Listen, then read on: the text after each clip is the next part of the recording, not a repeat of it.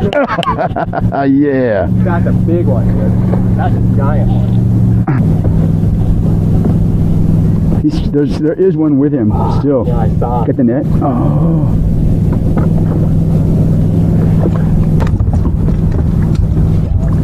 I don't want to get. I don't want to get. All right. Yeah.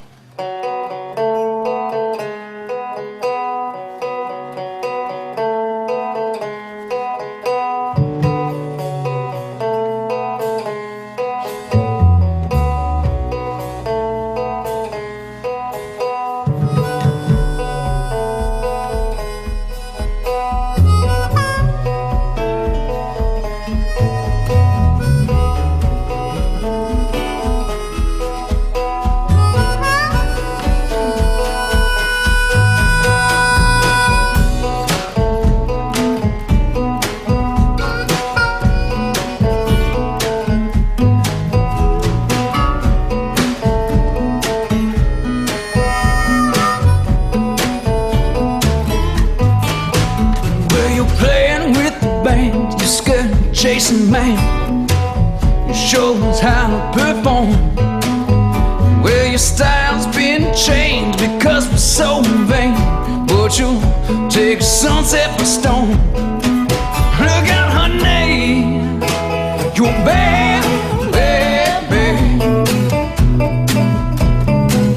Here you come, said you're bad, bad, bad.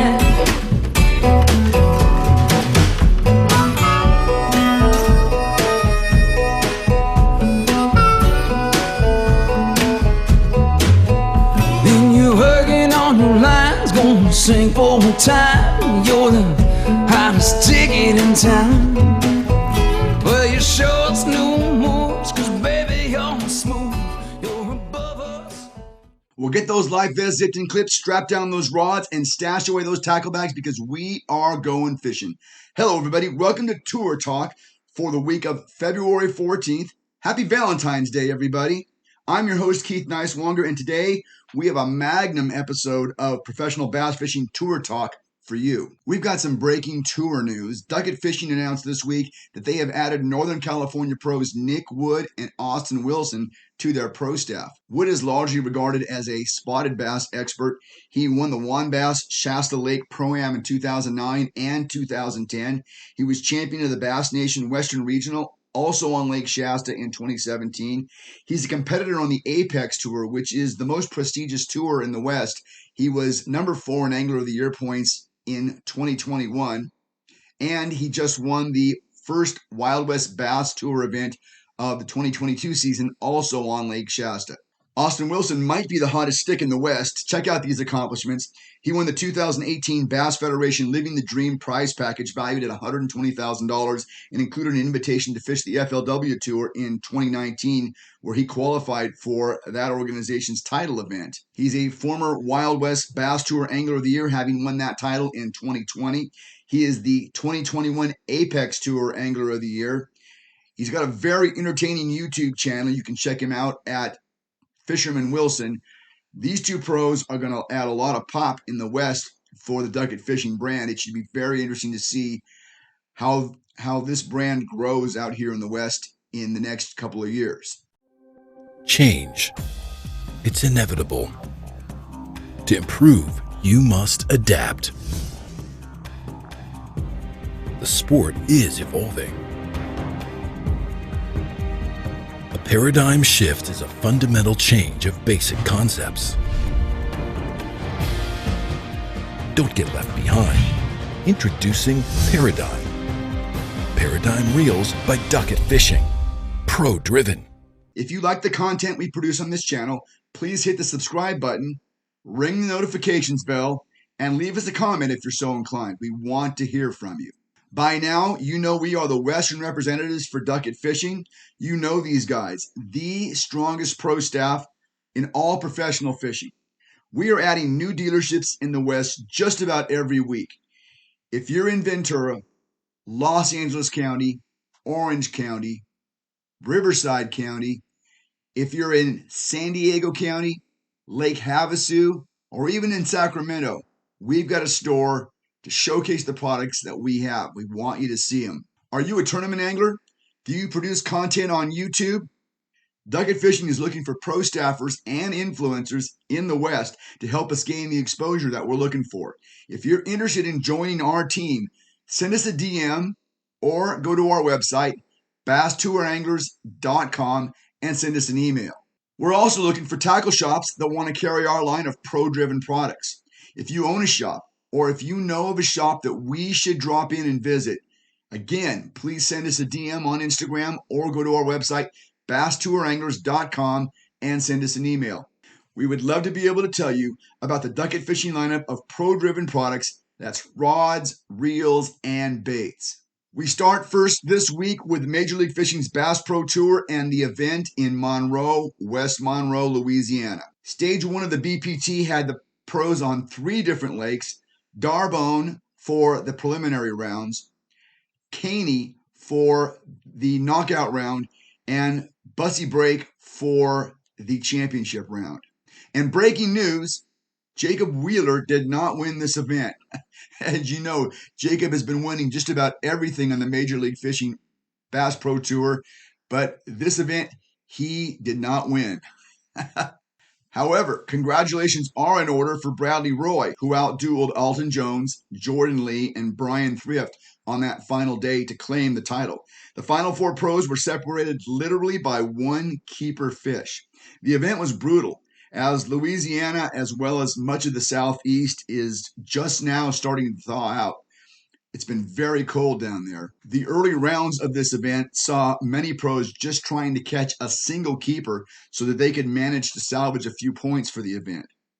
As mentioned, Jacob Wheeler did not win this event, but he did make it to the championship round and did manage an 8th place finish. So if you're thinking about potential Angler of the Year candidates for the Major League Fishing Bass Pro Tour, Wheeler is still in the running. And you got to think, based upon what he did last year, and really the fact that he had a very difficult tournament in this past week in Louisiana, he did salvage an 8th place, and you know that's going to make him tough later in the season when you know what he does. When Jacob does what he's going to do, you know he's going to be there at the end. Speaking of the Bass Pro Tour, we have 6 new anglers on tour this year. How did the 6 new rookies do? Well, it was a tough event for the 6 rookies. Jeremy Lawyer did finish in 20th place, which makes it a salvageable event, but the other 5 rookies had a really tough time. I'm telling you, catching fish in Louisiana this week was no easy task. Dakota Ibert finished 47th place. Ryan Salzman finished tied for 73rd with fellow rookie Cole Floyd. Dylan Hayes finished 75th place. And Clavion Johns finished in 80th place. Clavion Johns did not weigh a keeper fish in this event. So a pretty rude welcome to the party for the new guys. I don't think it was the format. It didn't seem like the format is what gave anybody trouble. The fishing conditions were tough.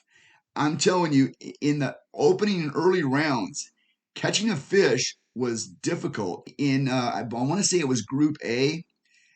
There were 4 guys that caught fish in the first 2 periods, and a whole bunch of others that didn't catch fish until that 3rd period of the day. It was really, really tough.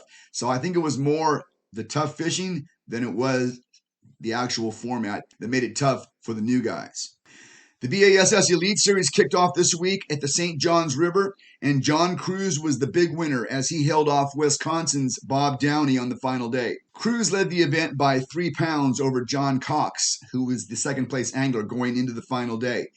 And Cruz had a 14-pound lead over Downey, who found himself in 7th place after the 3rd day. Downey had an amazing first day and a brutal second day. His second day, he could only weigh 1 fish. It turned out to be a 6-pounder, which helped him stay in the top 10, but it was just 1 fish, a 1-fish day for Downey. Very hard to win when that happens. However, on the final day of the tournament, Downey found the mother lode.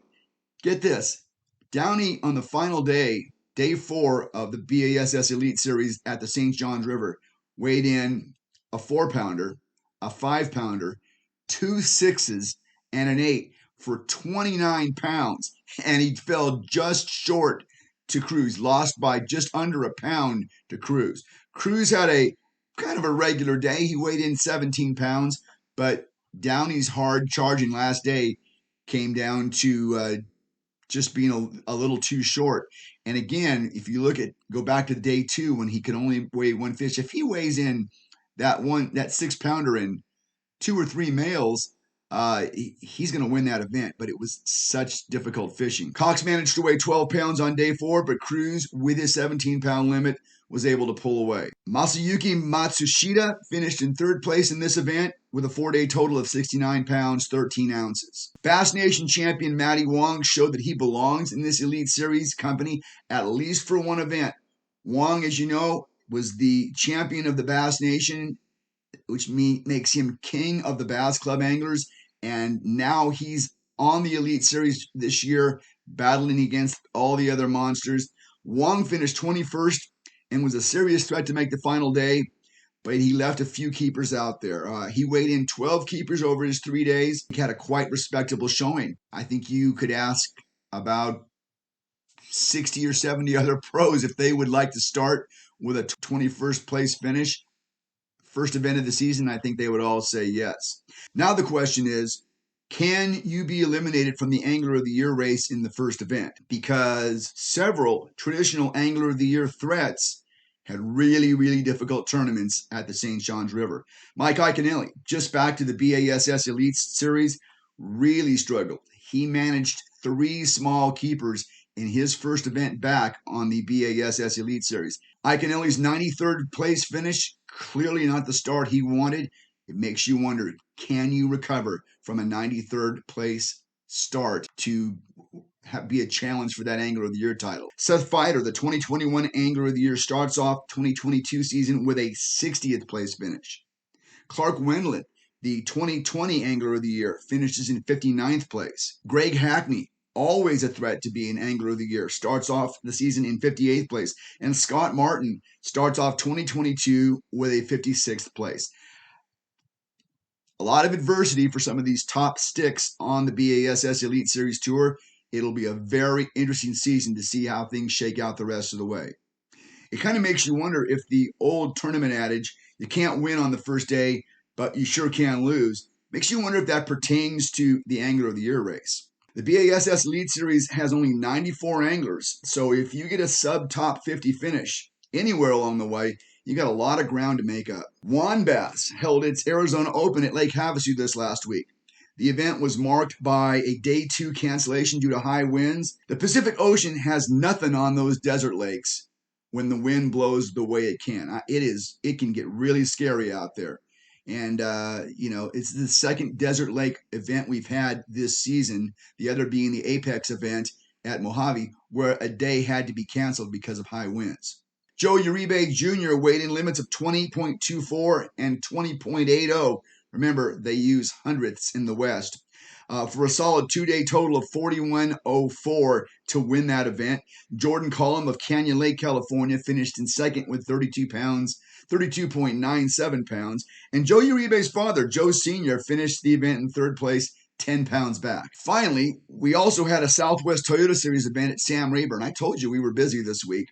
Glenn Webb weighed in 26.15 on day 1, 28.05 on day 2, and then only caught 4 fish for 8.08 on the final day. Can you imagine the spin out that must have been happening in that boat? Oh, I feel sorry for the guy, but don't feel too bad for him because he was able to hang on to win with 63 pounds, 12 ounces, just holding off Derek Monday. Derek Monday, who is a monster at Sam Rayburn, he finished second with 61.14. Dakota Hebert, a familiar name to all of us here at the Bass Tour Anglers Podcast. He's the 2021 Bass Tour Anglers Podcast Angler of the Year. He finishes 3rd in that event with 60 pounds, 15 ounces. You watch out for Hebert. I'll say it right here, right now. He's fishing the Bass Pro Tour. He's fishing the MLF Pro Circuit, and he's fishing Toyota Series events. This guy is a fishing monster, and you can bet that we'll be talking about him all year and his standing in the Bass Tour Anglers Podcast Angler of the Year race. Taking a look at the Bass Pro Anglers Podcast Angler of the Year race standings, let's find out. Taking a look at the Bass Pro Anglers Podcast Angler of the Year standings, we see that Mike Sermon is leading this point. Mike is fishing the Major League Fishing Pro Circuit. He's fished 2 events. He's got 167 points. In second place is Evan Barnes, also a Major League Fishing Pro Circuit angler. He's got 162.